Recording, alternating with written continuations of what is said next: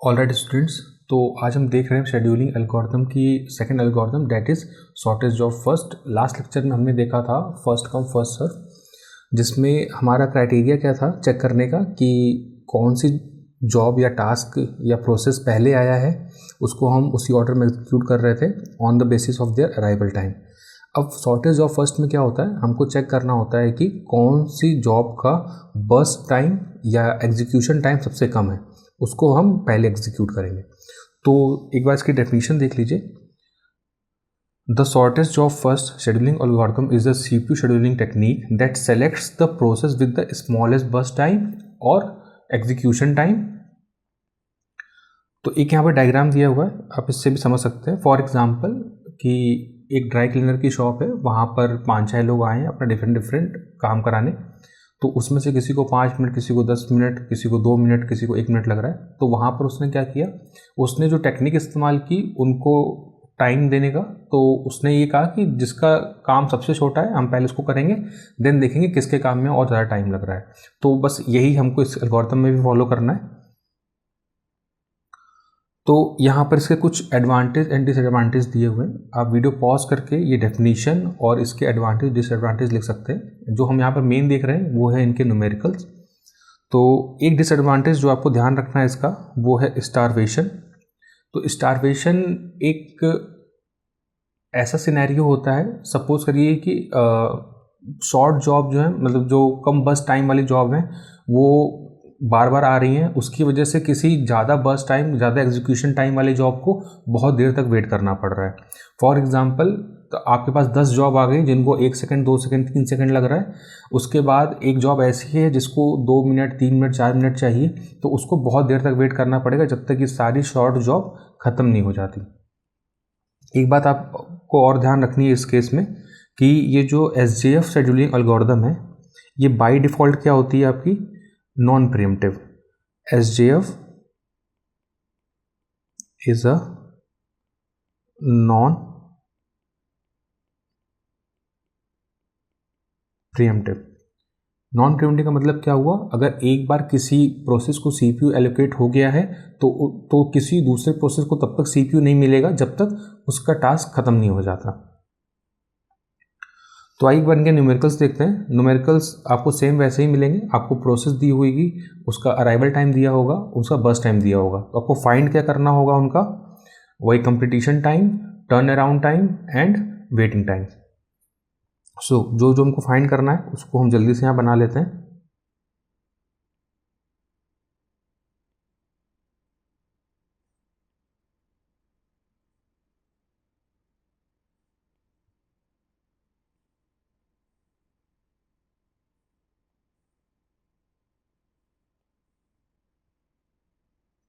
हमको निकालना है इनका completion time, turn around time and waiting time.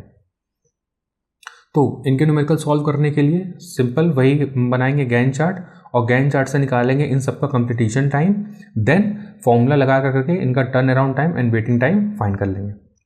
So Gantt chart बनाने के लिए एक बॉक्स बना लेंगे। ये है हमारा Gantt chart. Time always start from 0।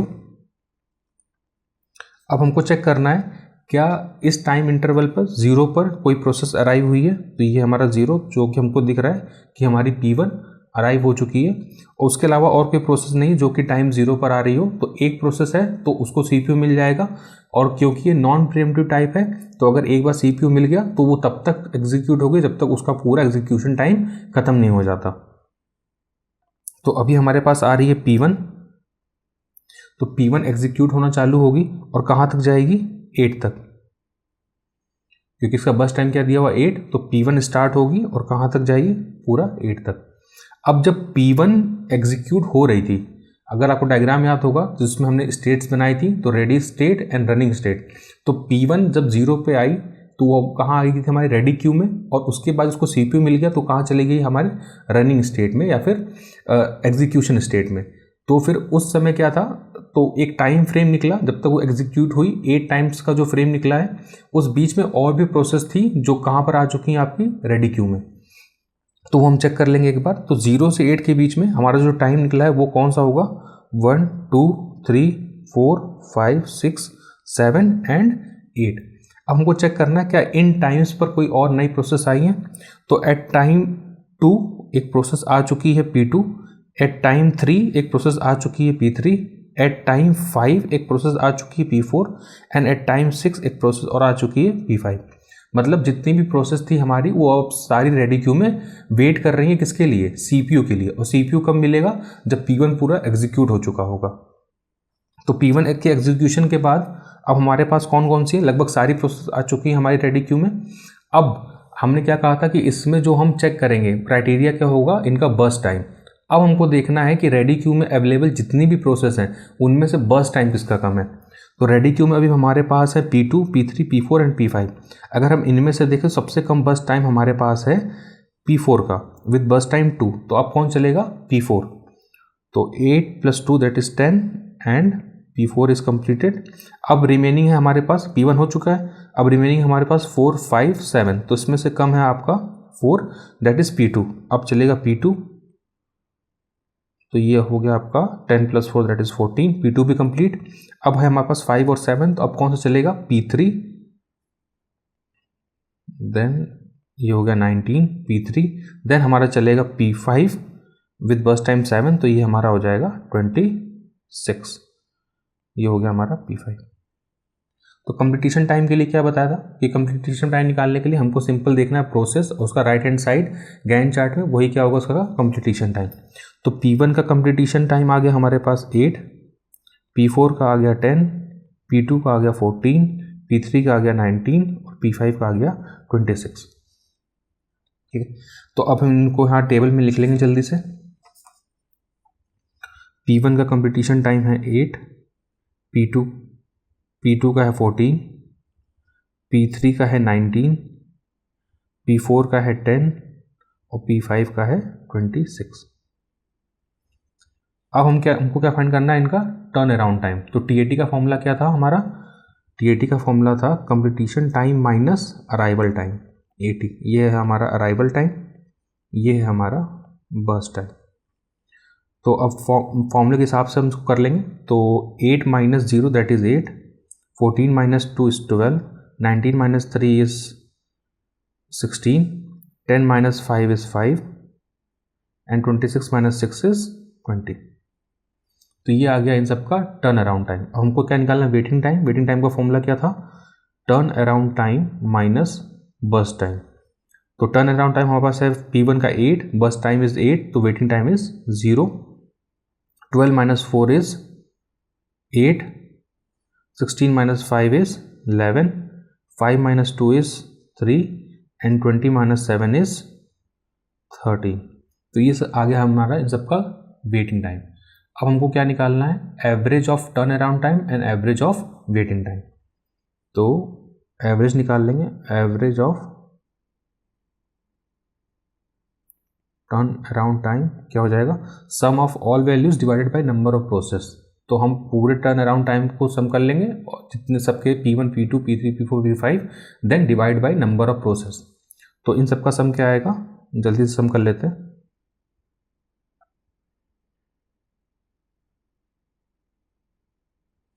ये हो गया हमारा 61 divided by number of process 5, तो ये हो जाएगा हमारा 12.2। अब निकालना है हमको एवरेज वेटिंग टाइम। तो इन सबका सम हो जाएगा हमारा,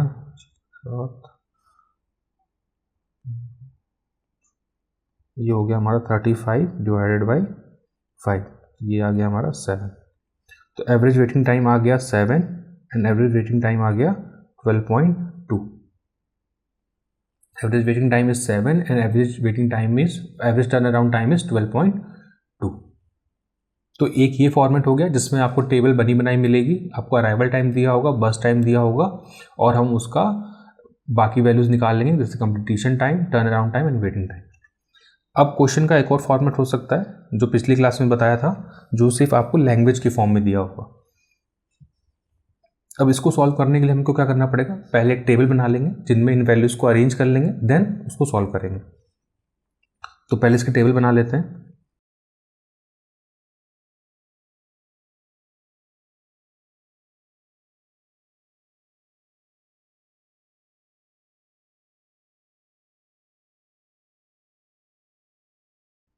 तो हमको इसमें वैल्यूज़ क्या दी हुई है, हमको दिया है P1, P2, P3, P4 and P5 with their arrival time. Arrival time is 1, 3, 5, 8 and 10 and burst time is 6, 3, 7, 2 and 5. हमको फाइंड क्या करना है, इनका completion time, turn around time, waiting time and average of turn around time and average of waiting time.